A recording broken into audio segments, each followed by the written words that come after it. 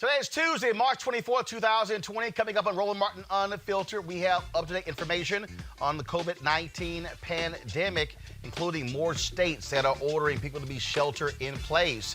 What is happening with the stimulus bill on Capitol Hill? We'll talk with Congresswoman Karen Bass, chair of the Congressional Black Caucus. A black Florida official goes off on the mayor of his city, saying she's not doing enough.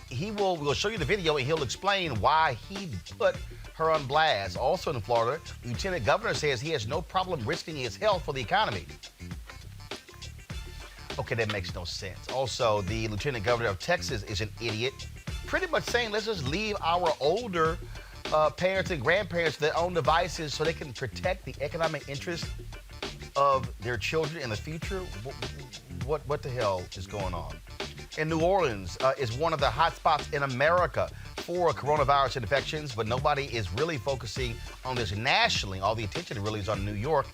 We'll talk to a local doctor. And Atlanta is one of the latest cities declaring a shutdown, and the mayor of Atlanta has said they've reached a critical stage for ICU beds in the city. And the World Health Organization says social distancing may not stop the acceleration of the coronavirus. Also, according to a cruise line, the COVID-19 virus is still on surfaces some 17 days later, longer than many people actually thought about. Plus, looking back at the lives and untimely deaths of some African Americans who have died due to the coronavirus. Folks, it is time to bring the funk. Roland Martin Unfiltered. Let's go. He's got it. Whatever the miss, he's on it. Whatever it is, he's got the scoop, the fact, the find. And when it breaks, he's right on time. And it's rolling. Best believe he's knowing. Putting it down from sports to news to politics. With entertainment just for kicks, he's rolling. Yeah, it's Uncle Roro, y'all. Yeah, it's Roland Martin, yeah. Rolling with Roland now. He's funk, he's fresh, he's real, the best, you know he's Roland Martin now.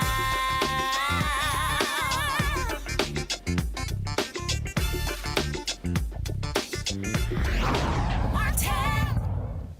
As we go through this coronavirus pandemic all across the globe, the daily circus of the White House is taking place right now. Larry Kudlow, the chief economic advisor to the president, is speaking right now. Let's go to the news conference.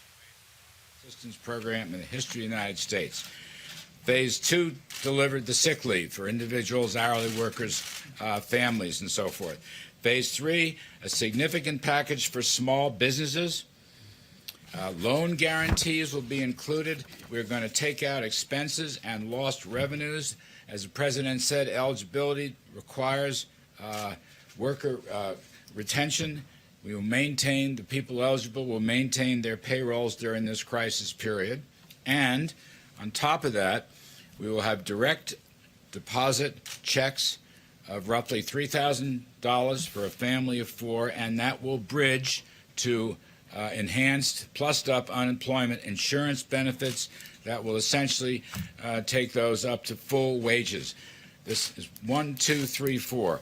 You know, a strong workforce requires strong business. You can't have a job without a business to work for. And the hope here is that the companies that were operating very well at the beginning of the year when the economy was in good shape, we will help them and their employees get through this tough period so they will come out the other side, let's say this later this spring or summer, and will continue their operations. That's the key point. Now, don't forget, there's income tax deferrals for individuals and corporations without interest and penalties. There's student loan interest and principal deferrals without any penalties. And finally, I want to mention the Treasury's Exchange Stabilization Fund.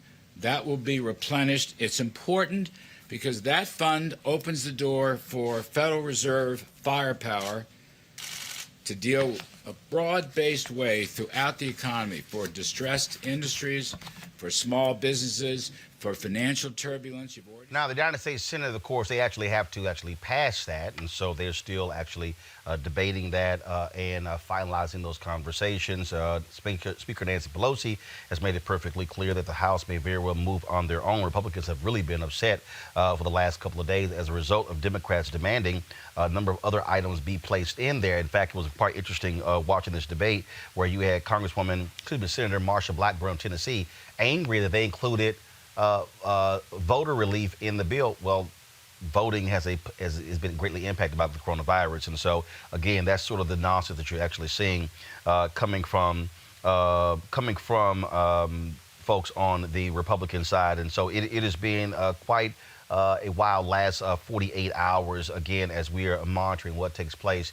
I've had a number of people with small businesses who have reached out to me who have said small businesses really need to have serious help when it comes to what is happening with the coronavirus. Here's Senator Cory Booker talking about, again, what needs to happen in this Senate bill. Here we go to my iPad, please. Maybe hours before a deal is being set, but there's fierce negotiations going on down here. A lot of people are trying to put this into a partisan perspective, but this is about people. I want to give you a couple examples of things that we're trying to push this bill to include more of. The first one is just a lot more support for our hospitals. Hospitals are now in a deep crisis as this wave is coming of a demand on our hospital systems that we don't have a supply to meet. We've got to act from the federal government to get the hospitals a lot more resources so that they can meet this growing demand. I'm in the trenches fighting for things that people might not be thinking through, like increased SNAP payments, help for our towns and localities. And a big area that's going on right now is just fighting for our small businesses. We see on the Republican side large funds for big corporations. We're trying to put much more accountability and transparency into that. But we cannot allow our small businesses that are the backbone for job creation in our country, not to have the kind of robust support that they need as well. So there's a lot going on down here in Washington right now. I am fighting every single day to try to talk about things and get things into this bill that, frankly, we often don't think about, whether it's a crisis facing people that are in our prison systems right now, or even families that have particular special needs. We have a monumental challenge. We cannot meet that through half steps and half measures. We have to act as big as possible to get the support that our communities, our towns, our hospitals, our people need right now. That is the fight. I'm glad we're making progress, and hopefully by the end of the day today, we will see the progress we need to move this bill forward. All right, folks, there are now 50,982 cases of COVID-19 as of today. That number includes all 50 states and 3 U.S. territories. At least 655 patients have died. Now, more American states have gone under lockdown, with Louisiana, New Mexico, Washington State, and West Virginia issuing stay-at-home orders. What is happening, we talked about what's happening with the cities. A few moments ago, I saw this tweet. The Atlanta mayor, Keisha Lance Bottoms, tells the CBS affiliate in Atlanta that ICU units in hospitals across Atlanta are at capacity. It's one of the reasons why you see mayors and governors asking the federal government for more help when it comes to what is happening with the coronavirus, and hospitals are on the brink. But the problem that you have is you have a White House that is so focused on the economic numbers that you have Donald Trump, who is literally talking about bringing everything back online by Easter. It's April 12th. It's March 24th. That makes no sense at all. And he was actually at the White House and was speaking about that. But he also gave an interview with Fox News, and he's fixated on this idea of Easter. That's probably because his white conservative evangelicals have been telling him this whole deal. And so listen to what he tells Bill Hemmer of Fox News about wanting to see the churches packed. Folks, we've got the health experts saying we have yet to see the worst, how bad this week is going to be. And he's already talking about how we can get this thing back going by Easter Sunday. Listen to this. For the citizens of our country. During our town hall today, you threw out a date where you think America can be working again, and that's Easter Sunday. That's 19 days from now. How did you come up with that day? Well, it's 19 days, but add another 7 because we've been doing this now for 7. So that's from the time we heard about it. 7 to 9. From the time so from the time we close it up. So you could add 7 to 9. Look, Easter's a very special day for me. And I see it's sort of in that timeline that I'm thinking about.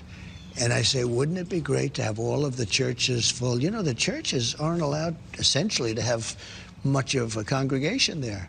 And most of them I watched on Sunday online. And he was terrific, by the way. But online is never going to be like being there. So I think Easter Sunday, and you'll have packed churches all over our country. I think it would be a beautiful time. And it's just about the timeline that I think is right. It gives us more chance to work on what we're doing. And I'm not sure that's going to be the day, but I would love to aim it right at Easter.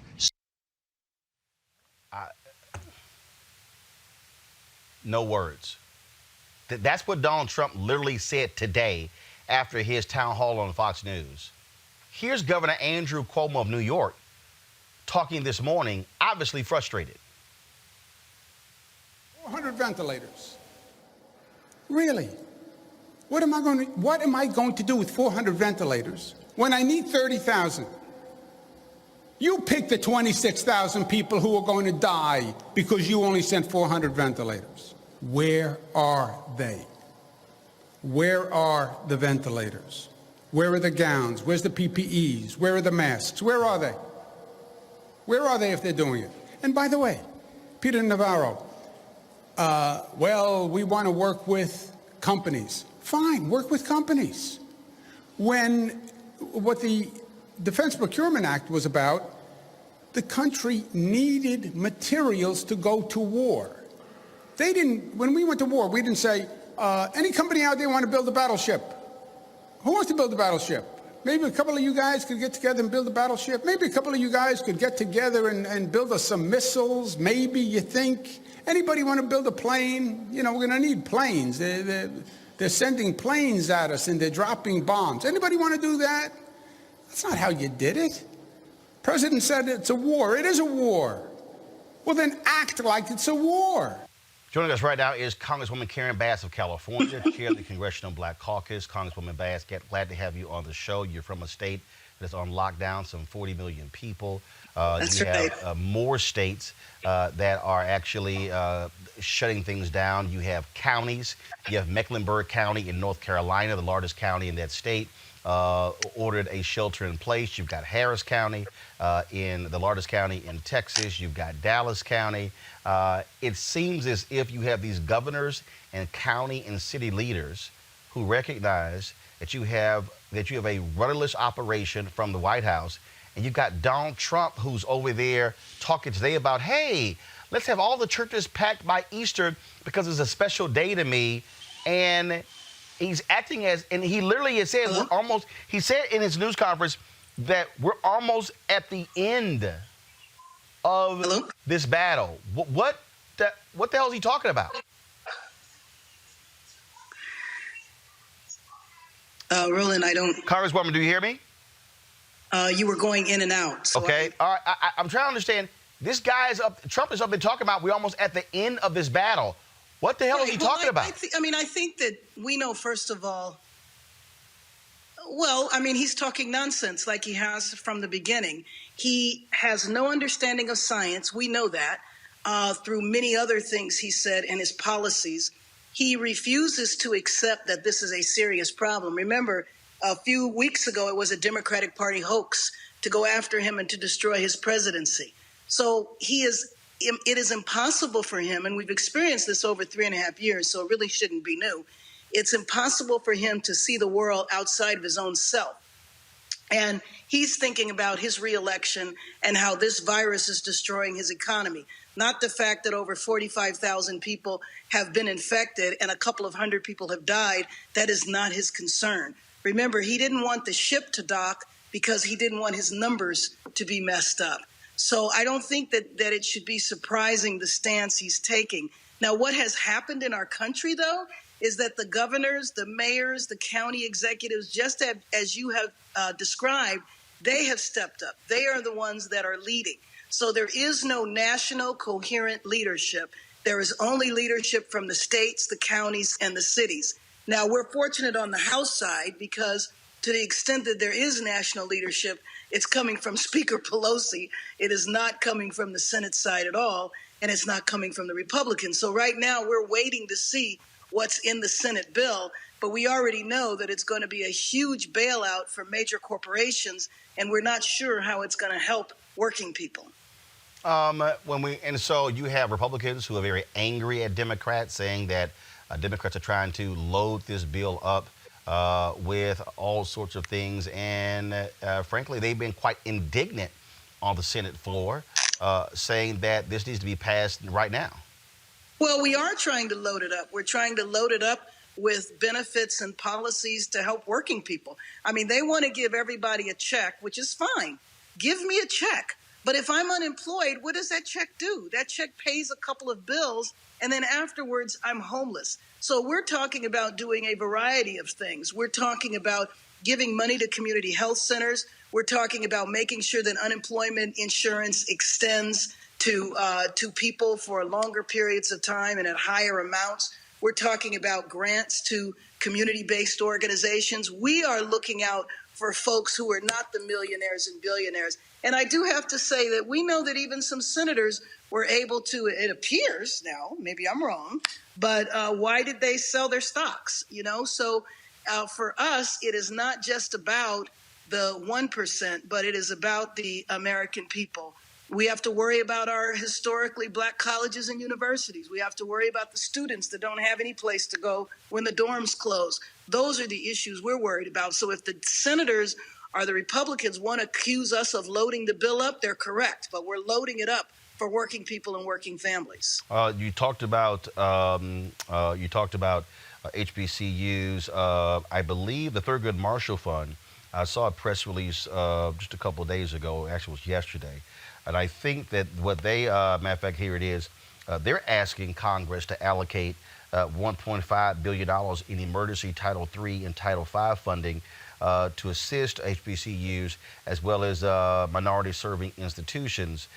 They say, quote, the language unveiled in the Senate bill last week includes some helpful regulatory and payment relief for institutions, but simply does not do enough to provide financial relief for schools.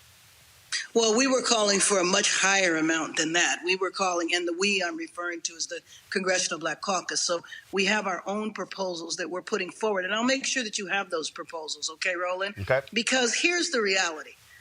We are going to wind up voting on a Senate bill, and it is going to be very deficient. But what we do know is that there's going to be one, if not two, more bills after this. And here's where we would really like to ask for your help, because all of the civil rights organizations, the faith-based community, all the sectors of our community coming together with a proposal that we're all fighting for. But we want to start fighting for it now. We don't want to fight for it while the package is being written. Now, of course, we're going to push to get everything we can in this bill. But I want us to view it from two levels. One, fight for today, but also fight for next week. So I would love to get your help in that. We certainly do all the help that we can give, and so certainly let us know. And we're focused on this. We're live every single day, trying to give the information to our folks because, frankly, I mean, look, I swear, if you look at cable television, you don't think there are any black experts on any of these topics. Right. I'm talking about doctors and infectious disease experts. So we've been having them every single day because we got to make sure our people, and look, a lot of our people are also dying. And so I'm going to be talking about a little bit later, prominent African Americans, a guy I went to college at Texas A&M with, who played basketball. I mean, many of us are dying. So these people who are out here saying black people are not getting coronavirus are absolutely idiots. And New Orleans is really being devastated by this. We'll be talking to a doctor about that a little bit later as well. Right. That's right. All right, Congresswoman, we appreciate it. Thanks a lot. Thank you. All right, folks, what was happening, Anthony Fauci was just at the podium answering one of the questions because about this timeline that Donald Trump wants to have. Let's see if we can go back to this news conference, and hopefully we can have some truth. But Donald Trump looks like he's at the podium, so we can expect lying. Direct assistance, roughly $4 trillion in Federal Reserve lending power. Again, It'll be the largest Main Street financial All right, package. so we're going to in the history actually, of the United States. I'm going to do a reset of that. Again, I told you what Trump is talking about. I mean, he's literally talking about hopefully having everybody back at work targeting Easter Sunday. I'm telling y'all, it's his white conservative evangelicals who are putting that date in place. You had this mega pastor down in Louisiana. They had almost 2,000 people at a service. I mean, these people, y'all, Louisiana has one of the highest infection rates in the country. If these idiotic white conservative evangelical pastors are having these people show up for church service like it's not even happening. Now you have all these people who are complaining about what's happening in New York City, which is becoming a true hot zone. Now you got people who are leaving New York City, who are traveling to Florida and all these other states. And Fauci, I'm going to play in a second. He said they might be impacted. Let's go back to the news conference right now. They have very big sections of Texas where, it's like numerous states, frankly. But we can have large sections of, if we want to do it that way, we can have large sections of the country open. I think it's very important that we start moving on that and start thinking about it, because our country wants to be open. Our people want it to be open, and they're raring to go. And I think it's one of the reasons that we're going to have a tremendous bounce back. I think it's going to go very quickly. Also, I want to thank, while I'm here. Okay, let me explain something to y'all. Go to a split screen like we did yesterday, Henry. Here's what you're dealing with so I can monitor what's happening. Here's what y'all need to understand. There is no national shutdown. Let me say that again. There is no national shutdown. Donald Trump keeps talking, and he's lying. He didn't order a national shutdown. They announced a national emergency. The shutdown is a result of governors, county leaders, and mayoral leaders who recognize you have to be able to slow this pandemic down. Of the 19 or so states, around 20 or so states, right now, I think this thing is over. Of the 20 or so states, it represents 158 million Americans sheltering in place. This idiot is literally talking about, let's just get back to normal, because he is fixated on the stock market. That's all they care about. It's the stock market. It's the stock market. It's the stock market. That's all you hear. The stock market. And then people say, well, if you look at the numbers, the death rate may be about 1%. So we're good with that. But you have the doctors who are saying, slow this thing down. We got to keep these provisions in place to do so. In a second, I'm going to play for you what Dr. Fauci said. Again, talking about tests and hot spots around the country. Here we go to my iPad. Testing and how that has really changed the complexion of the approach that we're going to be able to take. Testing was an issue. We had many questions of testing in this room for a number of times. Now that we literally have hundreds and hundreds of thousands of testing out there are a few things that we can do with that.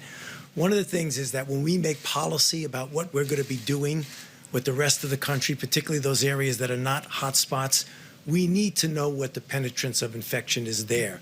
So we need to put a light on those dark spots that we don't know. We have to act policy-wise on data, and we're going to be getting more data, a lot more data. The other thing is that the areas of the country that are not hotspots, that are not going through the terrible ordeal that New York and California and Washington State are going through, they still have a window of significant degree of being able to contain. In other words, when you test, you find somebody, you isolate them, you get them out of circulation, and you do the contact tracing. When you have a big outbreak, it's tough to do anything but mitigation. We have an opportunity now that we have the availability of testing to do that. So you're going to be hearing more about how we can inform where we're going, particularly because we have the ability to test. The second. So you're hearing what they're trying to break down when talking about the testing. The problem that we still have is, you just heard it yesterday when at the news conference they said that they've only processed 250,000 tests. That's it. 250,000 tests. We still are at a point where we do not know how significant this is. I told you what is happening in New York. I told you that they're at max capacity for ICU beds in Atlanta. I told you what is happening in Louisiana. And you've got Donald Trump who's acting as if, hey, let's just hurry up and get this thing. Y'all, the man literally said today, we're almost at the end of this. We're almost at the end of this. I'm trying to figure out in what world. In what world are we almost at the end of this? That's not what all the experts that we've had on. That's not what you've been even hearing from the experts in these news conferences. I have no idea to explain, again, the lying that consistently happens and what is going on from this administration. Let's bring in my panel right now. Joining me via Skype, Michael Brown, former Vice Chair, Democratic National Committee, Finance Committee, Kelly Bethea, Communications Strategist, Malik Abdul, Republican Strategist. I'm going to start with you, Michael. Again, as I'm looking at this, and I'm looking at numbers, and I'm looking at what's happening in New York City, and we're seeing the numbers there. We're seeing what's happening in the state of Louisiana. We do not have a full handle on where we stand, yet Donald Trump literally a few moments ago at the news conference talked about how we're almost at the end of this. He's clearly, besides being an impeached president, a very inept president. And he got off on the wrong foot because he was hoping that maybe only one or two cases would come to the United States from China or from wherever. That clearly wasn't the case. And by the time it spread, it was too late for him and his administration to put in the kind of procedures you need to then mitigate, as Tony has been talking about all week. And so without the processes to mitigate, the spread continued. And then it was about spin, and then it was about his supporters. And once he gets into the political realm with him, you can forget all rational thought. And that's what you've been talking about today. Nothing's rational. And so from this point on, we're all going to be playing catch up. April 12th, he's going to turn the faucets back on. I don't know how people, especially some states, aren't going to just let churches fill up. There's still going to be type of spacing, whether it's in grocery stores, pharmacies, hospitals. Well, hospitals are going to be overrun. And then clearly churches and synagogues and mosques. Kelly, I'm still trying to put my arms around him coming out today saying his target or timeline is Easter Sunday. And he's already talking about wanting to see all of the churches full. When his own Surgeon General said on Monday, this week is going to be a very bad week. No, I am thoroughly disgusted by this president on a regular basis, but for him to use religion, specifically Christianity, because that is the predominant religion in this country, to try and garner some type of support and be like, oh, I'm trying to get churches open as a way to appease and appeal to the evangelical Christian community, it is blasphemy at its highest level. Because first and foremost, you don't need a church building in order to have church. If he were a Christian, he would know that. So for him to say that, oh, I want all the churches open and I want, pastors to garner congregants and all these things, But it's absolutely ridiculous. God would want you to stay home. God would want you to be healthy. God would want you to serve him in any capacity that is going to help others. You being in a building does not preclude you from serving God. So let's just get that out the way right now. It's clear that Donald Trump isn't Christian. If anything, he's more of a troll. And we've known this for years.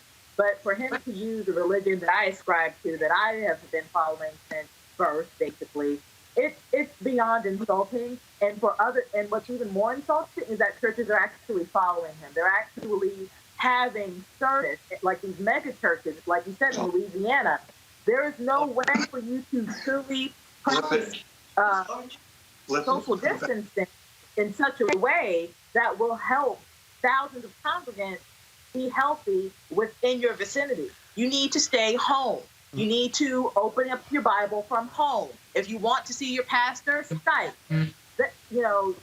Something other than being in a building, because that's not going to help this crisis. Just because you don't know people who are dying doesn't mean that people aren't dying. So just step outside of yourself and actually contribute to the greater good. Melik, before I go to you, I want to play this video here. This is Dr. Fauci at the podium. He's talking about, again, how this thing is reaching critical mass in New York, and they're trying to get people not to leave the state because they could likely spread this virus around the rest of the country. So go to my iPad, Henry. Thank you very much, Mr. President. Deb. I want to just talk very briefly about 2 or 3 things. First, the issue of testing and how that has really changed the complexion of the approach that we're going to be able to take. Testing was an issue. We had many questions of testing in this room for a number of times. Now that we literally have hundreds and hundreds of thousands of testing out there are a few things that we can do with that. One of the things is that when we make policy about what we're going to be doing with the rest of the country, particularly those areas that are not hot spots, we need to know what the penetrance of infection is there. So we need to put a light on those dark spots that we don't know. We have to act policy-wise on data. And we're going to be getting more data, a lot more data. The other thing is that the areas of the country that are not hotspots, that are not going through the terrible ordeal that New York and California and Washington State are going through, they still have a window of a significant degree of being able to contain. In other words, when you test, you find somebody, you isolate them, you get them out of circulation, and you do the contact tracing. When you have a big outbreak, it's tough to do anything but mitigation. We have an opportunity now that we have the availability of testing to do that. So you're going to be hearing more about how we can inform where we're going, particularly because we have the ability to test. The second thing is I just want to reiterate what Dr. Birx said about New York. It's a very serious situation. They've suffered terribly through no fault of their own. But what we're seeing now is that understandably, people want to get out of New York. They're going to Florida. They're going to Long Island. They're going to different places. The idea, if you look at the statistics, it's disturbing. About 1 per 1,000 of these individuals are infected. That's about 8 to 10 times more than in other areas, which means when they go to another place, for their own safety, they've got to be careful, monitor themselves. If they get sick, bring it to the attention of a physician, get tested. Also, the idea about self-isolating for 2 weeks will be very important because we don't want that to be another seeding point to the rest of the country wherever they go. And then thirdly, just one comment about drugs and the testing of drugs. Folks, so Melik, again, does it make sense, again, to have a Surgeon General saying how difficult this week is going to be? You look at the numbers exploding in New York. You look at what's happening in New Orleans.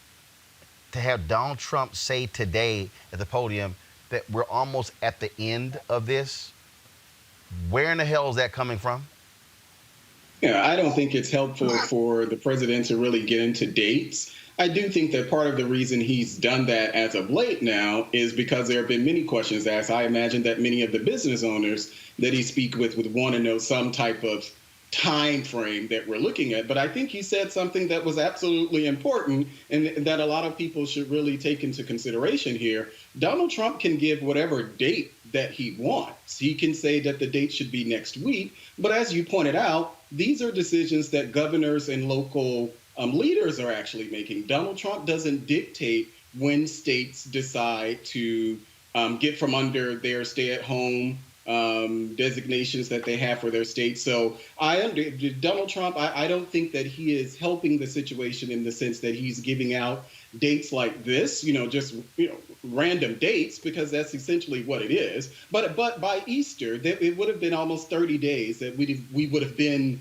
under this type of national situation, not the emergency itself. But I don't think that, giving a date like Easter, I think, me personally, I think that's a very good thing to be hopeful that date is when it's over. But the experts that we have around the president, and as I've been saying, we should listen to what the experts are saying. But Donald Trump himself, he has very limited capacity to do anything as far as even whether, the criticism of churches being open, Donald Trump has no type of authority. Right. So even though he has no authority, but it's irresponsible, though. I mean, it's irresponsible to have Trump start saying we're at the end of this, and you had your Surgeon General on Monday, 2 days ago, 48 hours ago, saying this is going to be the worst week we've had. Yeah, I mean, I absolutely. I don't think that Donald Trump throwing out the random guesses, which is what he's doing, I don't think that Donald Trump is helping it. I think a lot of the problems, from the beginning has really been the PR campaign, the messaging campaign from the White House, as opposed to what the federal government is or is not doing, because the federal government has performed well, but it's just the messaging coming from Donald Trump. No. I'm sorry. The federal government hasn't performed well when we were told in the first week of March by the government, when Donald Trump went down to the CDC, that by that Friday, we were going to have 4 million tests. We don't have 4 million tests. I think, first of all, we have to, and I'm one of those who defends the federal government because, we could have these conversations about what politicians on television are saying, but I have no doubt that these I didn't say a politician. I'm saying I have no doubt that the people at the CDC or any of these agencies really are working their ass off to make sure that we get the information out there. No. Malik, do you forget? Let me finish right quick. Saying that there would be 4 million tests. By the end of the week. But I'm saying that there would be 4 million tests, projecting that is a messaging problem as opposed to a failure of federal government. No, that's not a messaging problem. He is the federal government. Donald Trump is part of the federal government. Why are you bifurcating what Donald Trump says from what the federal government is doing? He's the head of the federal government. Because the federal government, they are actually responding to it.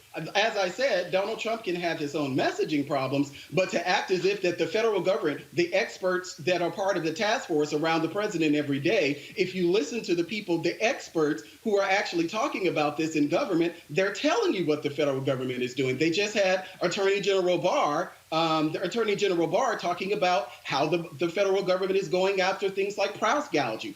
I understand that, but when you're commander... Okay, hold on, Kelly. Hold up, Kelly. Kelly, I want you to respond, because, Kelly, this is exactly what took place. Mike Pence, the vice president, said that we would have 4 million tests by March 13th. Today is March 24th, Kelly. 11 days later, we don't have 4 million tests. Mike Pence, Kelly, is also the federal government. Everybody is part of the federal government. Everybody that you see on that podium is part of the federal government. The Surgeon General is part of the federal government. The president is the head of the federal government. The vice president is the right-hand man of the head of the federal government. So what's happening is not just a miscommunication issue. It is the head of the federal government lying about what the rest of the federal government, the people who he represents, the people who work for him, he is lying about what they are doing. He is over-delivering, or over-promising rather, and under-delivering by giving us messages saying that something is going to happen when it's clearly not even available to us to have. So it's not just messaging, it's just straight up lying. It's a miscommunication, it's a misrepresentation. Frankly, it's fraud. I mean, the reality is, it is lying, Michael. It is lying. And in fact, here's the deal. I'm going to play for you this video that lays out the lie. Miller, you can shake your head all you want to, but lying is lying. When you stand in front of a camera and say one thing and a totally another thing happens, that's a lie. That's not, oh, he miscommunicated. No, he's lying. He's absolutely lying. And the problem is this here. The problem is people are actually dying. You have governors, mayors who are saying, today, he said he signed the National Defense Production Act, but he won't use it. So I won't believe use it. No, actually, I'm going to Michael here, and then I'll go back to you, Malik. Michael, he says, oh, I signed it, we're using it, but we're not using it. I hope it's not the cynic in me, Roland, that just thinks that everything he does is political for his base, having nothing to do with what's best for the country. Here's the example. Washington State, New York State are obviously the hardest hit, and California. Louisiana is now obviously trending upwards, as other states are. But clearly, Governor Cuomo has taken the lead because New York is just getting hammered. If New York was a red state and had a Republican governor, would 45 be acting like this? Because I'm wondering if everything with him is blue and red. If it's not a red state, if it's not happening in Texas, and that clown lieutenant governor in Texas talks about he'll sacrifice his own health to get the economy moving again, shows this cult culture of his supporters. And the fact that clearly New York is a blue state with a Democratic governor, I wonder if politics is playing how he's even thinking about who to help.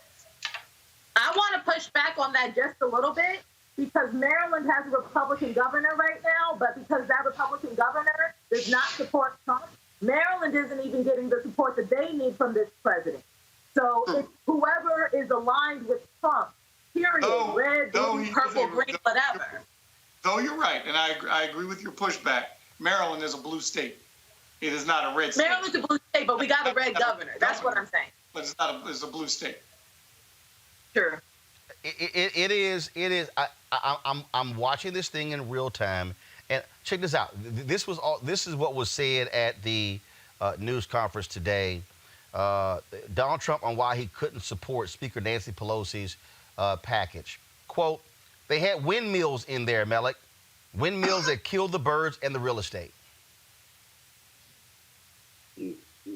What do you want? I mean, what do you want me to say? That there are reasons. No, not there. That's your guy. That came out of Donald Trump's mouth that the windmills kill birds and real estate. Well, I do know that Republicans have been, in reference to the bill itself, that the Republicans have expressed some discontent. No. I didn't say Republicans. I'm reading you the quote that Donald Trump literally said. He didn't support it because, quote, they had windmills in there. Windmills that killed the birds and the real estate. Well, the bill that we're actually talking about, and there are two things that I think has actually been conflated. The Senate, which is where the bill is, and the two times that they've actually voted on it, it did not go through the Senate. There is no vote right now. There is no bill that has been voted on or about to be voted on today in the House. There's a draft proposal that Nancy Pelosi actually came up with. Hold on. I'm aware of all of that, but I'm speaking about the fact that, again, this is literally what his thinking is, which just makes no sense whatsoever. And here's the other deal. Here's the other piece. In a national crisis like this, doesn't it make sense to have the president and the House leadership and the Senate leadership at the table jointly negotiating? Doesn't that make sense? Well, sure, but as we know, I mean, unfortunately, this is how our government works. Right now, there are discussions that Nancy Pelosi is having. There are discussions that No. Schumer. Hold up. You missed something right there. That's not what I said is, doesn't it make sense if you want to have true leadership for Donald Trump to have the House and the Senate? But the reality is this here. Donald Trump doesn't even want to talk to Nancy Pelosi. Donald Trump is still so petty and bitter over impeachment that he won't even talk to her, Melik. Is that called leadership? Is that actual leadership? Well, from what I've heard Donald Trump say at the podium is that he would actually be willing to work with Nancy Pelosi. But he hasn't. Right now. No. Right now. White House aides says he will not talk to her. Well, I'm just telling you what he said during the press conference. Well, but we know he lies at news conferences. And that's fine. You cannot believe him, but I'm telling you what he said. But he lies. That's fine. You can believe that he lies. Lying is not That is not fine. It is not fine that the president lies. You can believe whatever you want to believe. No. I'm not believing he lies. We know he lies. He said. So you can either disagree and just not believe what he said. Okay. That's literally what he said. So all of that we were talking about with the tax credits, those are things that Republicans are against. No, right now, I didn't mention tax credits. I'm talking about windmills. So Senator Schumer, who happens to be the Senate minority leader, Senator Schumer said that he is having great conversations with McConnell and Mnuchin. I'm aware of that. But the point I'm making is, Melik, in a national crisis, you would think if the person who's sitting in the Oval Office, who had some guts, he would actually sit down with people on both sides. I got to talk about what's happening in New Orleans, folks. Orleans Parish has the 6th highest rate of known coronavirus cases of any county in the United States. It's the only county among the nation's top 10 that is not in the New York metro area, according to an analysis of the Times-Picayune. But they have not been mentioned often in national discussions about this. In a moment, we'll be talking to Dr. Cory Booker, who's the chief medical editor he's a director for Dillard University. And so we're going to talk to him in just a second. Folks, you see this map. Go back to that map. I mean, when you look at that, when you look at how significant this thing is in New Orleans, it is causing a huge issue. You look at the ICU beds at Alexandria at capacity, Metairie, Houma, look at Baton Rouge, Lake Charles. I mean, it goes down the line. Louisiana is having a serious situation there, and it really needs the attention. But this is also what happens. States, they're saying to the federal government, we need help, and unfortunately, it is too slow in coming to many of these places, Michael. It is, and that's how, I don't know, I think I've heard a couple times this could possibly be 45's Katrina. I hate to use the reference relative because you're talking about Louisiana right now. But his response, and obviously we know what kind of people in Louisiana, though it's a red state, you still got a ton of black people. And so we have, and again, I hope I'm not being too skeptical relative to how he thinks things through. But until the Republican governor of Louisiana calls him and says... Actually, no. Part of the issue is it's a Democratic governor. Oh, no, John Bel Air was a Democratic governor. I'm sorry. Hence back, I'm thinking Alabama. Hence back to my point that because it's a... Got it. I guess it goes back and forth. It can be considered purple, but you have a Democratic governor. Right. 45 is not going to do anything that seems to be helpful. I want to go to Dr. Cory Booker, who's down there in New Orleans. Doc, glad to have you on the show. It is very stark what's happening in Louisiana with these coronavirus cases. I remember a couple weeks ago, a friend of mine, she said her son talked her into taking him to spring break in New Orleans, and I texted her, "What the hell were you thinking?" I'm like, "Do you know what the hell is going on in Louisiana, especially in New Orleans?" And then when I sent her the story, they booked an earlier flight out the next day to fly back early. I'm like, that's the last place you should be flying to. Right. So this is the deal, Roland. It's, people that don't know their history are doomed to repeat it. You can look back to the the Spanish flu in 1918. They had a really bad pandemic going around the United States of Spanish flu, which was an H1N1 influenza virus.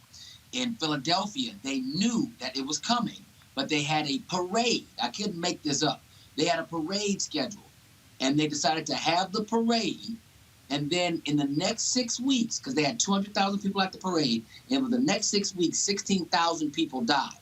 900 miles away, St. Louis got the same exact information. And instead of going on with their day, they actually quarantined and shut everything down. And they only had 100 deaths in the same amount of time.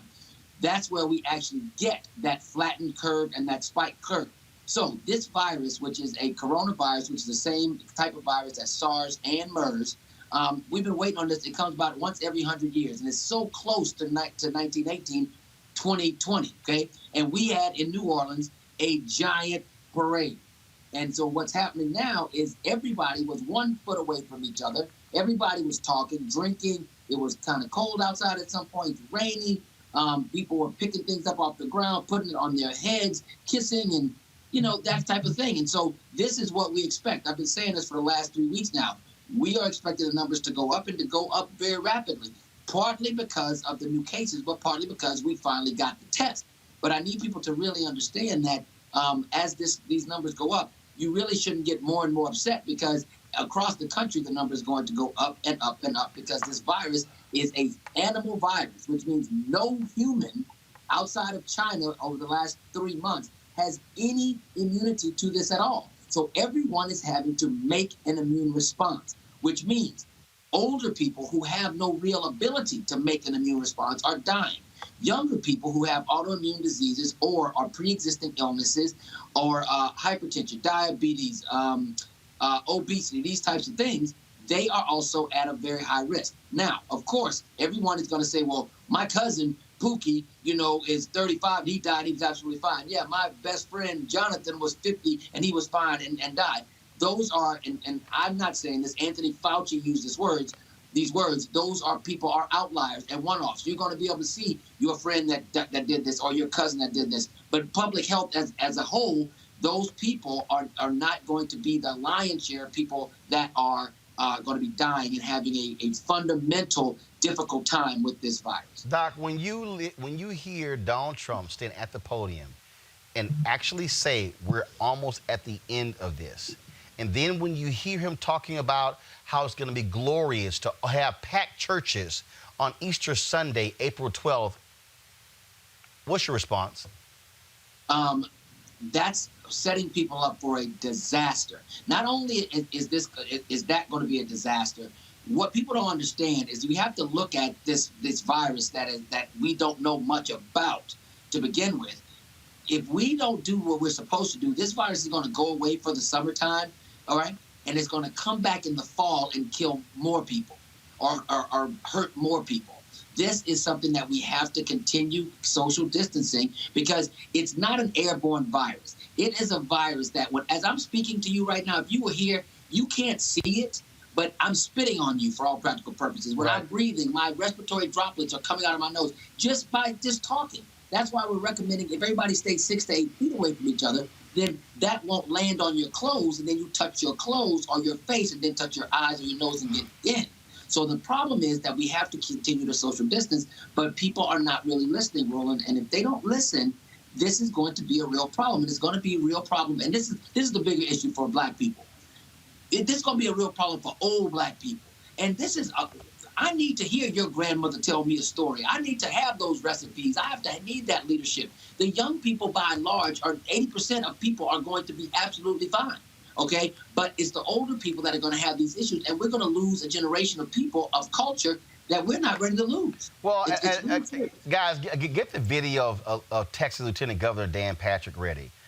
He said something last night on Fox News that was so sickening, so despicable, that it just made no sense whatsoever. Doc, go ahead and play it. I want to show y'all this stupidity of Lieutenant Governor of Texas, Dan Patrick. Lieutenant Governor, I work 12 or 15 hours a day, mostly from home now, but I travel when I need to. I'm living smart, listening to the president, the CDC guidelines, like all people should. But I'm not living in fear of COVID-19. What I'm living in fear of is what's happening to this country.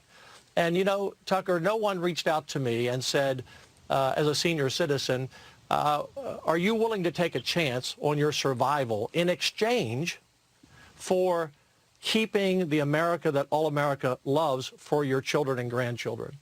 And if that's the exchange, I'm all in. My message is that let's get back to work. Let's get back to living. Let's be smart about it. And those of us who are 70 plus, we'll take care of ourselves, but don't sacrifice the country. Dr. Aber, that idiot literally said, hey, old Americans, we'll go ahead and we'll be on our own in order for our kids to have a financial future. So what? The kids don't give a damn about grandmother and grandfather? Big mama, big daddy don't care about their parents? My parents are 72 in Texas. So what I'm supposed to say, hey, you know what? All right, so for the sake of my nieces and nephews, why don't y'all go ahead and die right now? What the hell? Well, you know what? Look at culturally how that group of people treats their elderly and treats their young people. I mean, this country is the only country that doesn't have paid parental leave. It's the only country that you can't, take care of your children with free daycare. Only industrialized country. So we treat our children horribly. They put their family members in elderly nursing homes by and large in large numbers, and they don't even treat their pets well in that culture. So when you see that, that's what they think. And so we and people of color tend not to think that way. We think about living more communally and taking care of our older people, and that's not something that I'm thinking. That's just in the literature. You know what I mean? I'm not trying to be racist or anything. I'm just saying that is what we read in the literature, that these communities just do things differently, and that's evident in his statement. But to be a lieutenant governor and pretty much say, let's just leave our elderly citizens out on their own to survive, that to me is sickening. Final comment, Dr. Aber. It's hard. I want you to remember this, though. This is very important. I need people to remember. Please do not panic. When you panic, it makes it seem like there's no logical thought in process right now. There are a lot of people actually doing a lot of logical thought, including Dr. Anthony Fauci, who I know very well. He's trying to take care of his business. But what I want you to not to panic, because if you panic, you increase your cortisol level. Cortisol is a steroid. It is a fight or flight hormone that comes out when you are nervous and upset and anxious. As you increase that level of cortisol or steroid, it makes your immune system go down. If your immune system goes down, then you're more apt to get the virus. So the more you panic, the more apt you are to get the virus. So what I need you to do is I need you to relax in this situation, stay at home, control what you can control. You can control washing your hands. You can control making people take off their shoes before they come in your house. You control how much you eat and what you drink, meaning eat vegetables, don't drink a lot of alcohol, don't smoke, and eat and get your rest, drink water. Those things are very important. Yes. All right, Dr. Aber, we appreciate it, man. Thanks a lot. All right, brother. I appreciate it. Take care. All right, folks. I'm going to go back to my panel on that one. Malik, as a Republican, what the hell was Dan Patrick talking about? I thought Republicans were pro-life. Like the hell with the elderly? Really? Yeah, I have no idea what your home state's lieutenant governor was talking about. Yeah, but that's my home state, but he your Republican. That's all right. I mean, your state voted for him, and that's okay. No. They voted for him. I didn't vote for his dumb ass. I used to do a Sunday show, KPRC, called Newsmakers. It was a Sunday, like a Sunday morning show that aired. And Dan Patrick was batshit crazy then, and so no way in hell I would.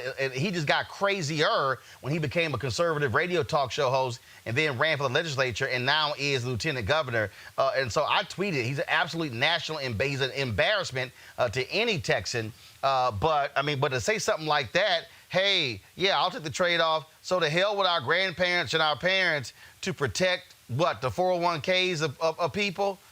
Jeez.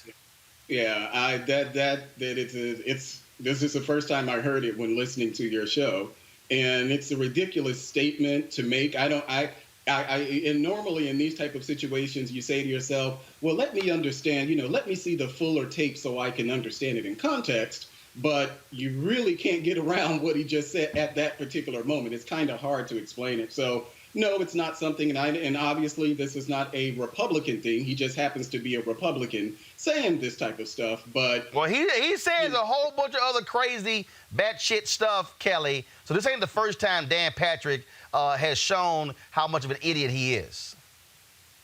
And I don't have any quotes that prove that. I trust you when you say that he said a whole bunch of dumb stuff. Oh, because no, if you say a whole lot.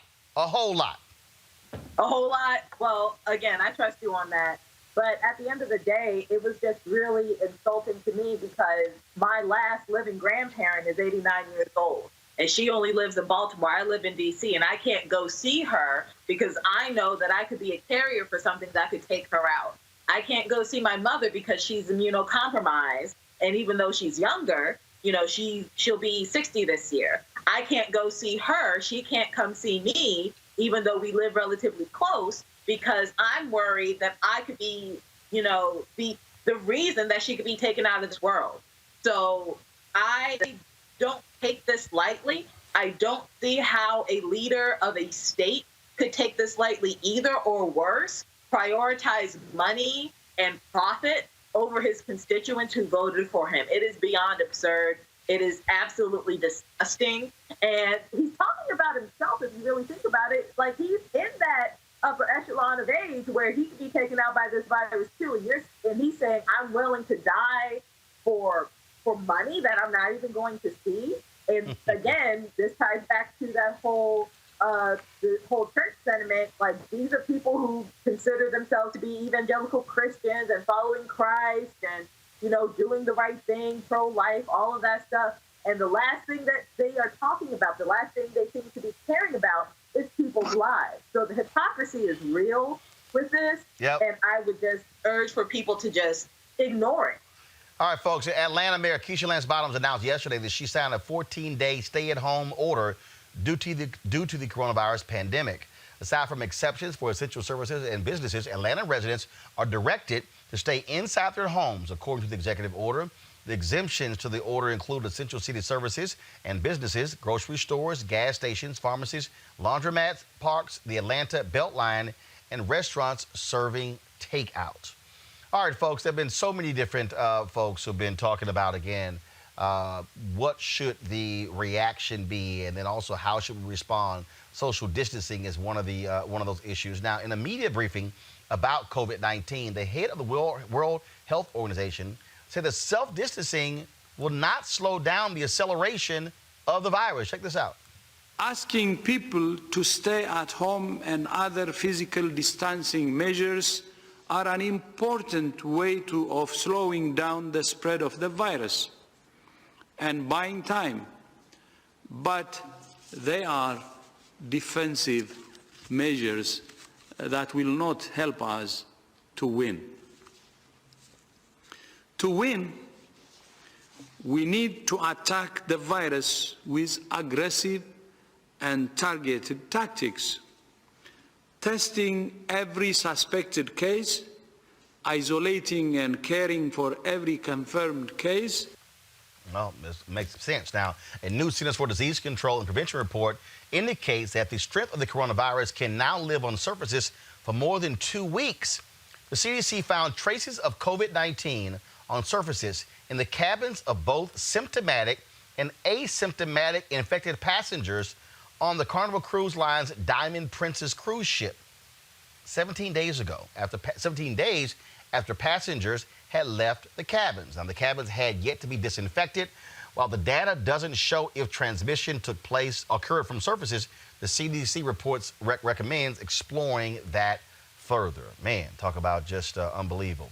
All right, folks, many of you saw this video of a official, a brother in Florida, just snapping in a meeting because where he governs, they were pretty much shutting the lights off of people in their power as opposed to being compassionate. His name is Omari Hardy. He's the commissioner for Lake Worth Beach. This took place last week when he confronted the city manager over the city's handling of coronavirus. Man, watch this. Can we do better? there's always things that pop up that we can do better on, and I call the question. I'm sorry, that's not how this works. We each have an opportunity to speak 5 minutes. I thought we did. Yeah, the question's been I'm called. sorry. No, I'm sorry. And that's not how calling the question works. You need a second, and you need to vote on it. Then I have a second for calling so the question. are you telling me that you're going to keep me from talking right now? You've talked all evening. Look here. You're calling me disrespectful because I've interrupted people, but this gentleman has turned off people's lights in the middle of a global health pandemic. That's what that gentleman did. Point of order. And you think I'm disrespectful for interrupting? Point of order. This gentleman has had the ability to do any number of things. We could have banned large gatherings. We could have closed the beach. We could have put a moratorium on utility meeting. shutoffs. I recessed. Also not within your power, and the attorney has held that that's true. I recessed the meeting. You came up with new rules at the beginning of the meeting, and then you didn't even want to follow the rules that you came up with. And you took advantage. This is a banana republic is what you're turning this place into with your so-called leadership. Does a recess mean that we will be... Yes. Camera on that? I don't care anything about this. On that? I don't care anything about this. We should have been talking about this last week. Can we... We cut off people's utilities this week and made them pay what could have been their last check to us to turn their lights on in a global health pandemic. But you don't care about that and you didn't want to meet. But every other year you go around and beg people for their votes. Hey. Can we explain the But you care recess? more about your relationship with that guy than you care about the relationship with the people who don't go to work in this building. Order! You were done. You're done. You're done. Disrespectful. It's disrespectful is what you've done to the working people in the city. I didn't do anything. You failed to act. I didn't do anything. When you're a leader, you failed to act. You said you didn't do anything. You failed to act. When you had an opportunity. Party for State House. I don't care anything about that. Do you think anybody cares? Does a recess mean that we can reconvene tonight, or... Okay. Is that in 5 minutes, or... Joining us right now is Commissioner Omari Hardy. Commissioner, glad to have you in Roland Martin Unfiltered. I'm happy to be here, Roland. Thank you for inviting me. She pissed you off. That's true. I got heated just watching that exchange again. So you're sitting there, and I take it people were reaching out to you talking about those shutoffs, and what? The city manager, the mayor didn't care? The other council members didn't care? Yes, that's the way that I saw it. The week before that meeting, actually 7 days before that meeting, I attempted to call an emergency meeting of the city commission to give the city manager very specific instructions on how to handle and navigate through this novel coronavirus crisis. You know, and in Florida, we have emergencies every single year. We have hurricanes, and we know how to get through those. But this is something that's new. We haven't seen it before. And so I felt that the commission, the elected body, the folks who represent the people, needed to give the city manager very specific instructions on how to handle it, how to address utility shutoffs, which is mainly not to do them at all, and also how to take care of our employees, to make sure that they had paid emergency leave and that their out-of-pocket medical expenses would be guaranteed so that they wouldn't feel the need to weigh their finances against their health. I didn't want any of our employees to wonder, you know, were they going to get stuck with a surprise bill coming out of a hospital or a surprise bill after getting testing for coronavirus. I wanted them to just be comfortable going to get the test without worrying about the financial ramifications. The city manager blew me off. 3 of my colleagues blew me off. They didn't want to have a meeting. And the following week, the city manager commenced to shut off utilities to 52 families in a single day. And that incensed me. This obviously has gone national. What has happened? Have they pulled back on that? Did they respond, or are they continuing shutting off the power of citizens? So thankfully, I was able to alert the local news media as to what was happening with our shutoffs, because I was losing inside City Hall. A majority of my colleagues didn't want to enact a moratorium on shutoffs. They didn't want to meet, and the city manager didn't want to enact a moratorium or for the city commission to meet. So I just went to the press. I went to the 4th estate. I said, this gentleman is cutting off people's power, and I have, the evidence that that's the case. And by the time a camera was in front of his face, he changed his tune completely. That was the night before the meeting. But then we got to the meeting, and he didn't want to acknowledge anything of what had happened over the week. He didn't want to have any discussion about, the issues that we have been having. And our colleagues, my colleagues basically wanted to slide into that building and have a meeting just to say that they had a meeting and slide out of that building without having done anything to protect our workers and also to protect, the residents and the utility customers within the city. And I thought that was a daggone shame. And so I take it they're not too fond of you blowing the whistle on them. But the reality is, if you're there to serve the constituents, that's what you're supposed to do. Correct. I taught civics for several years. And in Florida, every seventh grader has to take civics. And so one of the things that, we teach our students in civics is popular sovereignty. It's the idea that the power that elected officials have come from the people. And every single election, you get an opportunity to take that power back and to give it to someone who remembers and knows where that power comes from. And frankly, my colleagues, or at least three of them, I don't want to say all of them, because Commissioner Herman Robinson was one of those commissioners who, like myself, wanted to have an emergency meeting to address these issues. But three of my colleagues forgot who put those titles in front of their names. And, what has happened since is that, a light has been shined on this situation that no one knew anything about. And now what it's doing is it's disciplining the city manager, and it's disciplining my colleagues. And they know now that because people are watching, they cannot do wrong. And that was the only way, frankly, and unfortunately, to get them to do right. Commissioner Omari Hardy, we certainly appreciate you joining us at Roland Martin Unfiltered. Thanks a bunch, and keep giving them hell. Thank you. I appreciate it, Roland. All right. Thank you very much. Let's go to my panel. Kelly, talk about invoking Robin Harris's pissed off to the highest of festivity. I'm sorry, I couldn't hear you. I don't think Kelly even know who Robin Harris is. I didn't hear what you said. I said that sounds like Robin Harris pissed off to the highest of festivity. No, for sure. I mean, this is what elected officials should be doing. They should be advocating on our behalf. And when people actually use their voice that us, the people, give them, this is what happens. Like, people fight for us. So I commend Omari for doing that for his constituents, and I just wish Donald Trump would do the same. He clearly isn't. Malik?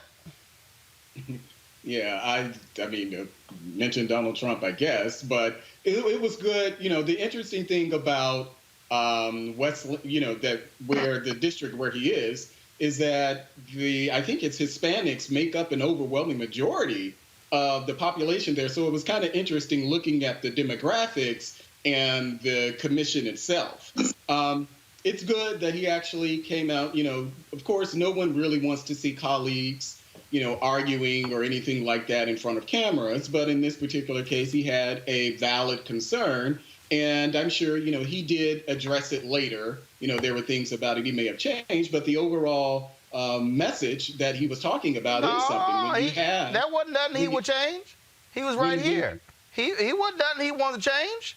What I'm referring to is when he actually addressed the public when he actually addressed the public. So you can say that he didn't change anything or whatever, but he addressed the public and it was separate from what they did on the show.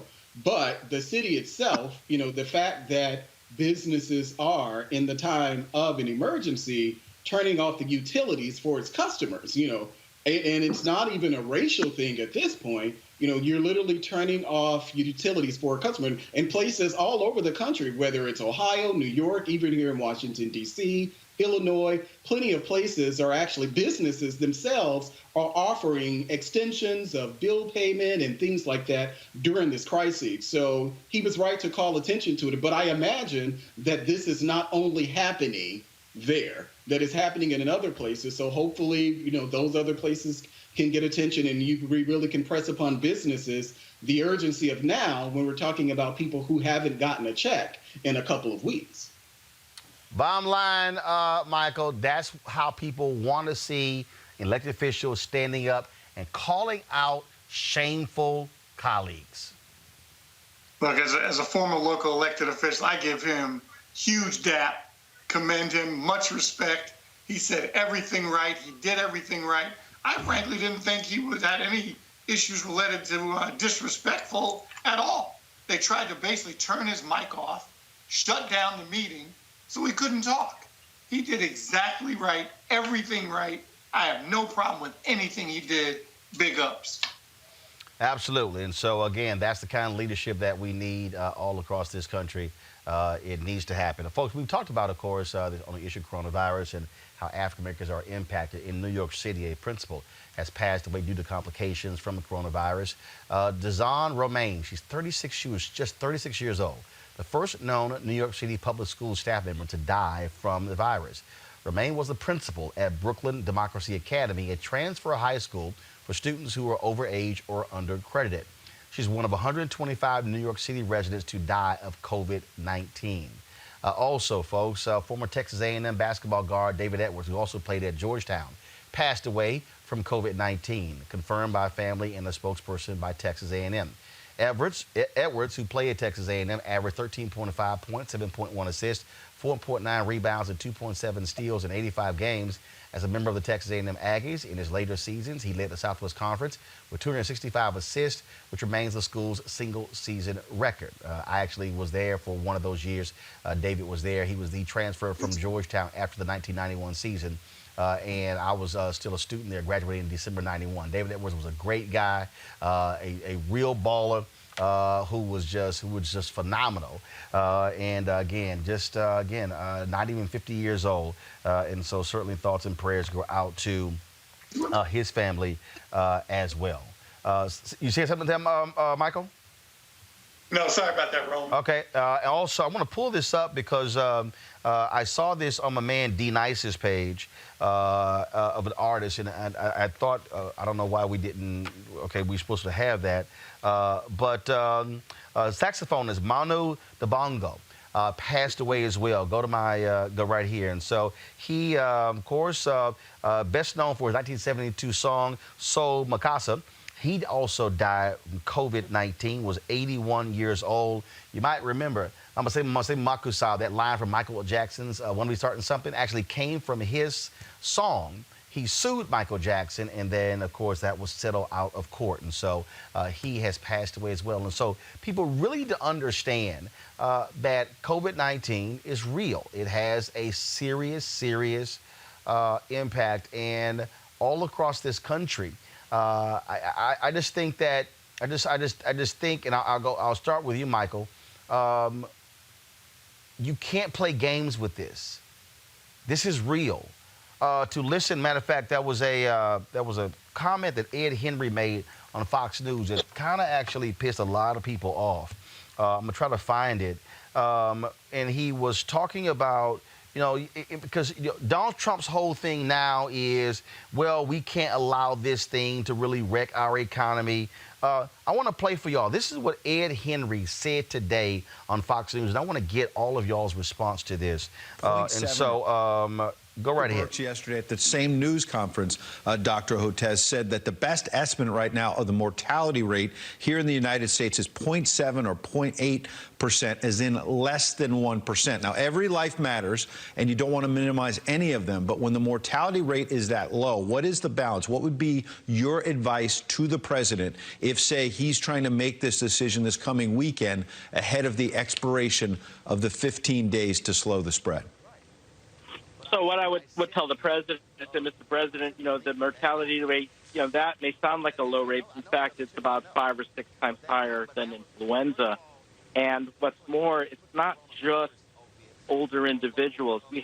We're seeing about, according to the Centers for Disease Control, we're seeing about a third of the patients who are hospitalized under the age of 40 or 44. And even though they're not necessarily dying, their lives are being saved because they're in ICUs being taken care of.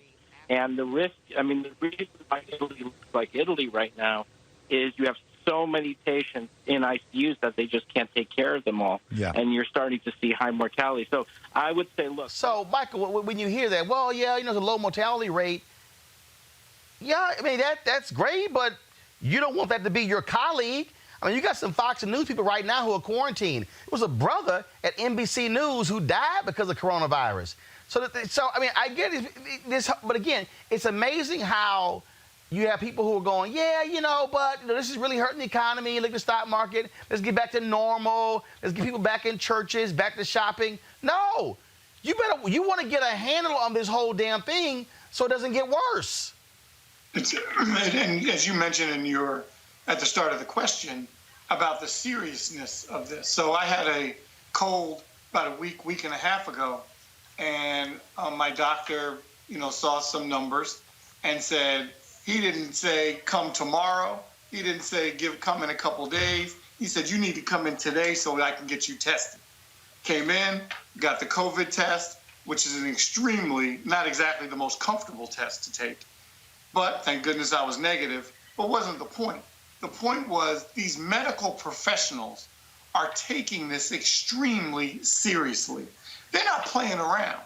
The only people seem to be playing around are 45 and his friends. Tony is not. Dr. Vascow is not. He knows the seriousness. I'm wondering, Roland, if we could have a fly in that room, or frankly, in the room with him and his friends, if he's thinking, you know what, I can't do this anymore. I can't come out here protecting this dude, contradicting him. I don't want to do it. He doesn't know what he's doing because he's got to be thinking that. I could be wrong. I have no idea.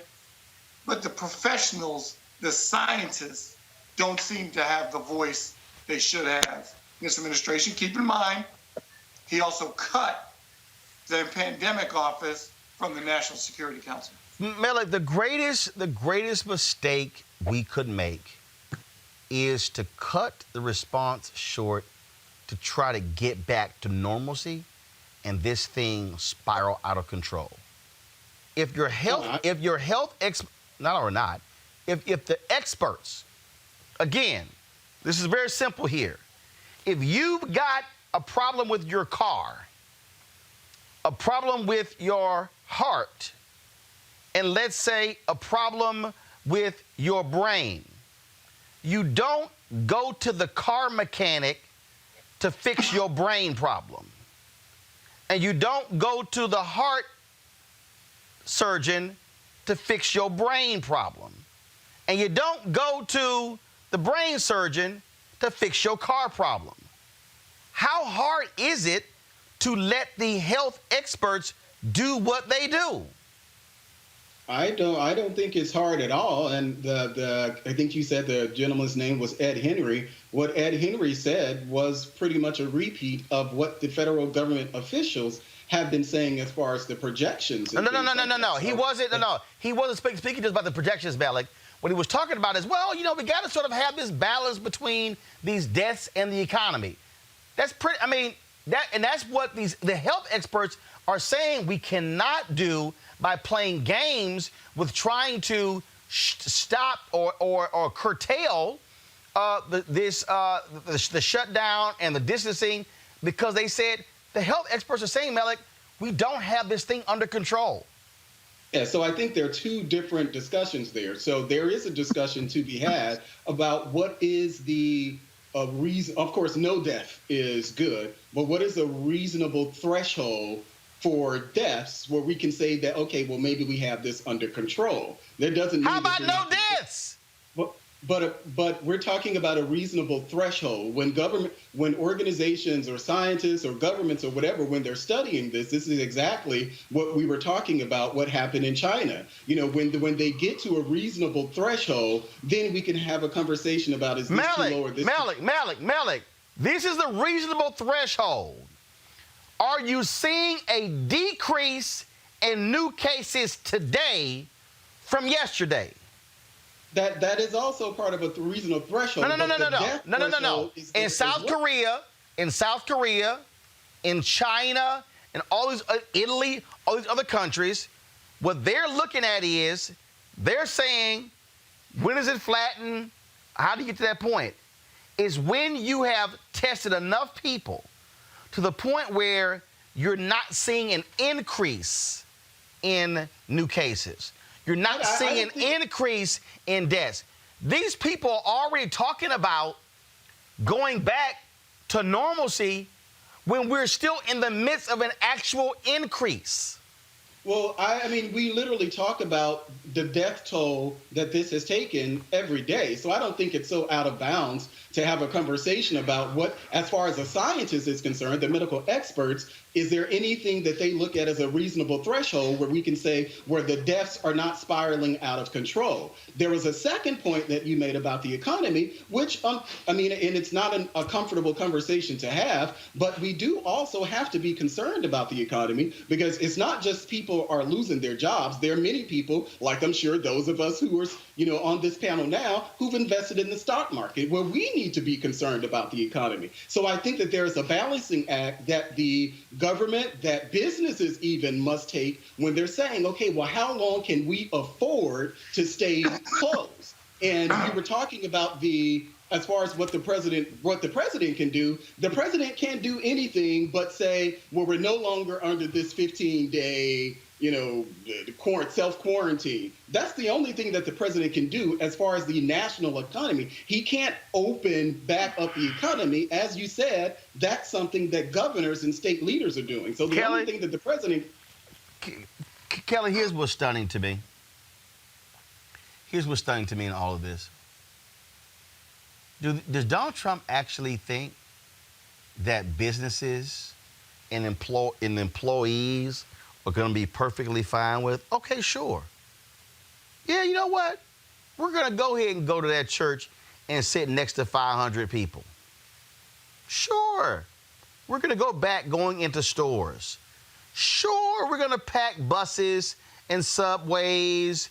Sure, we're going to do all of that. We're going to do all of those things because Donald Trump says he's in his gut, things are getting better. No, Kelly. The reality is when you have a pandemic, you do not listen to political people. You listen to the experts, the health experts whose job is to ensure this does not get worse. Not only that, but it is really frustrating to me how these political experts, Donald Trump specifically, and his cronies, will bifurcate the person from the position. So you want people to have jobs, and you want people working, and you want people doing this and that, and going to church or whatever, and stimulating the economy. Well, what actually does it? It's not a coffee person. It's not a banker. It is a human being. Human beings get sick. That is the whole point of this. Human beings need to stay home. Human beings need to get better. Human beings are dying because of this pandemic. And the economy will be fine. You understand? Anything non-human related will be okay because it doesn't matter. It does not matter. People are dying. We need to take care of people first so that the non-human related entities and processes can go forward. But you can't have an economy without people. You can't have a business without people in them. Corporations, no matter what the Supreme Court says, they are not people. You need people to run those corporations. But if those people running the corporations are dying because of a pandemic, because our president is saying, "Oh, it's not that big of a deal," we have a problem. Look, you got dumbass Jerry Falwell Jr., who is literally saying, Liberty University students, come on back to school.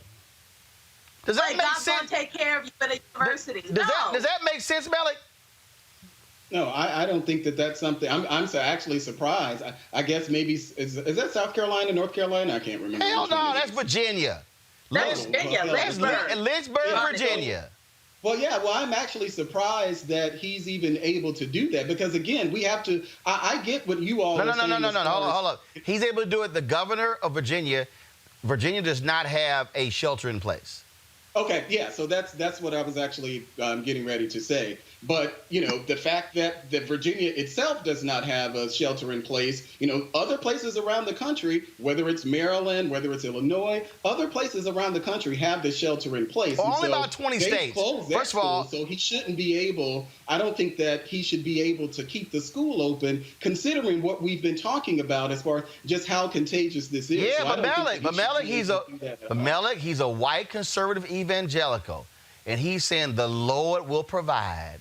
The Lord will protect. The white evangelical versus black evangelical, I don't think that it has to be any type of racial component. He's an evangelical. No, hold up, Mel. Black evangelical churches are closed.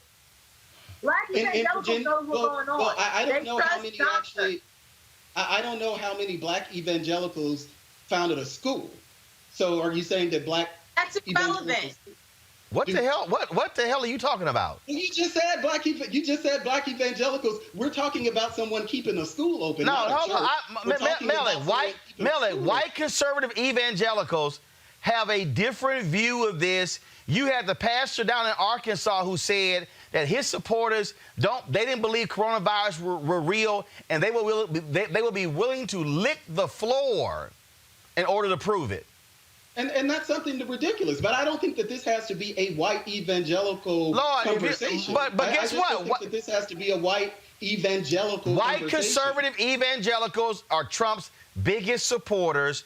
And this whole deal with Trump by saying, hey, let's open everything by Easter, that's who he's appealing to. We know what that game is. There are lots of other people than white evangelicals who look forward to Easter Sunday. No.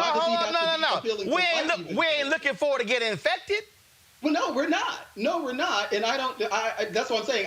Melon, white conservative evangelicals, Melon, this is real simple. White conservative evangelicals will be absolutely crazy if they go to school, live at a university, and you show up and thousands of people on campus, and then you have no campus-wide testing. I would say tell Jerry Falwell Jr. he is out of his damn mind, and I'll see you next semester. I got to go to a couple more stories, folks. Sad news out of Chicago. Erica Gorton Taylor, the cousin of Emmett Till, passed away at the age of 50 on Saturday. Gorton Taylor was a civil rights advocate and the founder and executive director of the Mamie Till Mobley Memorial Foundation, named in honor of Till's mother. The organization provided education, enrichment, and empowerment to young people. Recently, she advocated in Congress for the Emmett Till Anti-Lynching Act, which passed the House in February.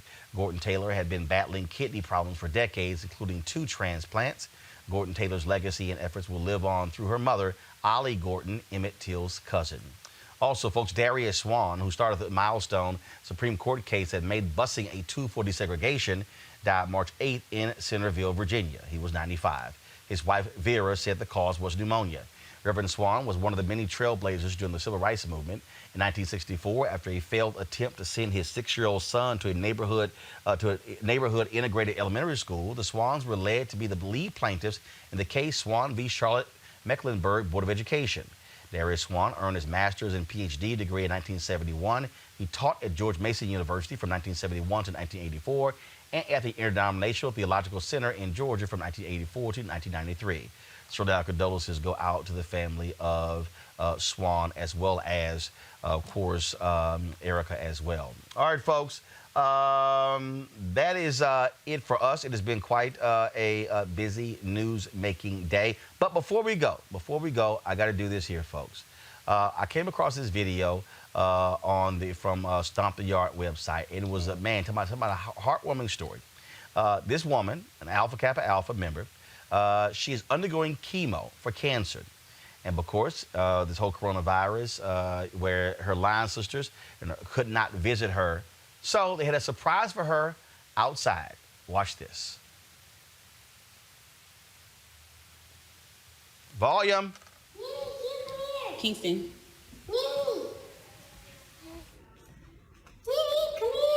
Come back. Go open the door. Come here.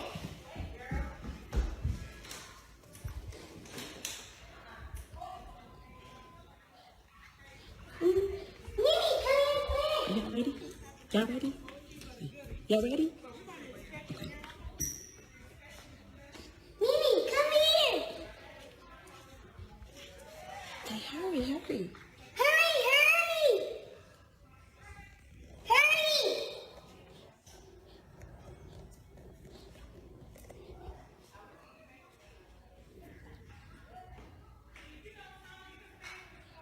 Mom.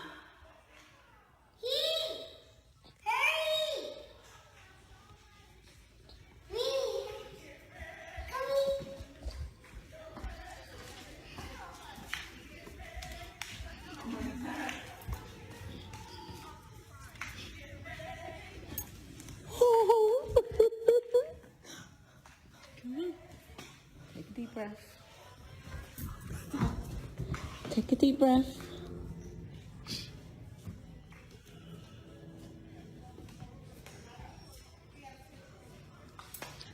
Just breathe.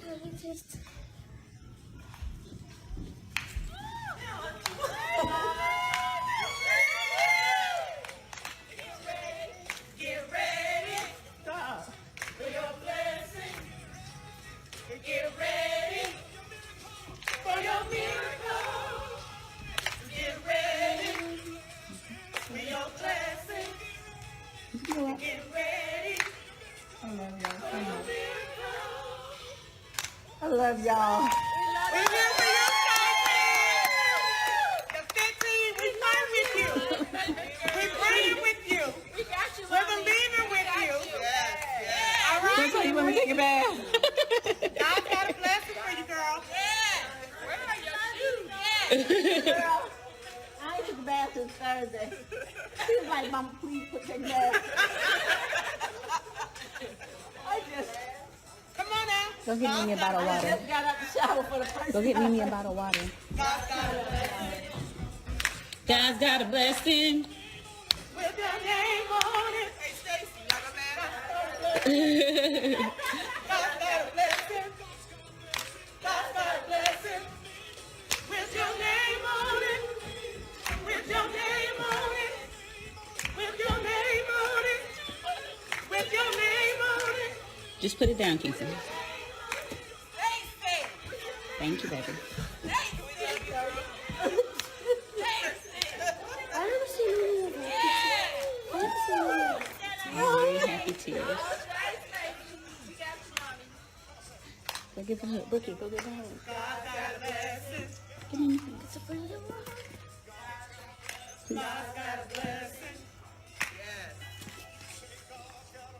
God's got a blessing. You sound better now that Linda's here. I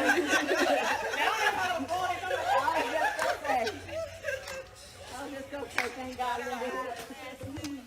Well, that, folks, right there was one nice video that shows you sisterhood there, and so they couldn't hug her, they couldn't kiss her, but they had to keep their distance because of coronavirus. But that was certainly a heartwarming video that we want to share with all of you. I want to thank our panelists, Melik, Kelly, as well as Michael. I want to thank everybody who joined us today, all of our guests as well. Folks, remember, we need you to stay safe. We need you to wash your hands. We need you to use hand sanitizer. We need you to keep your distance as well. If you have any of the symptoms of coronavirus, what we need you to do is, of course, get checked out immediately as possible, self-quarantine as well. Tomorrow I'm going to show you what Oprah did to Stedman. He had been traveling. Oprah's making Stedman stay at the guest house. Lord have mercy, she did Stedman wrong. And so we're going to show y'all that video tomorrow. Also tomorrow's show, we're going to talk about cannabis. Y'all realize that cannabis shops have been named essential places to remain open. We have a panel of African Americans who are involved in the cannabis space to talk about that as well right here on the show. But coming up next right here on Roland Martin Unfiltered, what's going to happen is we're going to end the show. So all of y'all been seeing my man D-Nice. He has been out here just doing it. He's been out here just spinning, 9 hours on Friday, on Saturday. What's going on is, so when we were in Chicago for Louis Carr's men's conference, we did an interview with D-Nice. He was one of the folks who we talked to. And so what we did with him is we talked to him, and so we talked to some others as well. But we're going to share for you, we're going to have the interview I did with D-Nice, talking about him being on top, going to the bottom and coming back on top. He talked about the art of DJing. It's a really great interview. And let me tell you something, I'm going to go to this page. So when he started this whole thing, y'all, let me explain to some of y'all. Last Monday, 8 days ago, D-Nice had about 200,000, 220,000, 230,000 followers. On Saturday, on Friday, at 9 p.m., he had 266,000. At midnight, 566,000. Right now, here we go to my iPad. My man's at 1.5 million followers. Well, tomorrow he's going to have a couch party a voter registration live set, partnering with Michelle Obama's voter group. Stephanie Young helped put this thing together, and so is When We All Vote. And so it's 6:30 p.m. tomorrow, so you're going to check that out. But coming up next, my interview with D. Nice is one you don't want to miss. It's a great conversation, and I think you'll get a lot out of it. All right, folks, I'm going to see you guys tomorrow right here on Roland Martin Unfiltered. Please support what we do by going to RolandMartinUnfiltered.com. A Cash App, PayPal, Square, all of those abilities. You know, our Cash App is $RM Unfiltered. Your dollars make this show possible. Gives us the opportunity to present to you Black experts, people who are phenomenal, who are out here teaching when it comes to this issue of coronavirus. Look, you're not seeing these people anywhere else. We're the only digital show that's out here every single day giving you the top Black experts in so many different fields. So please support what we do by going to RolandMartinUnfiltered.com. All right, folks, I shall see y'all tomorrow.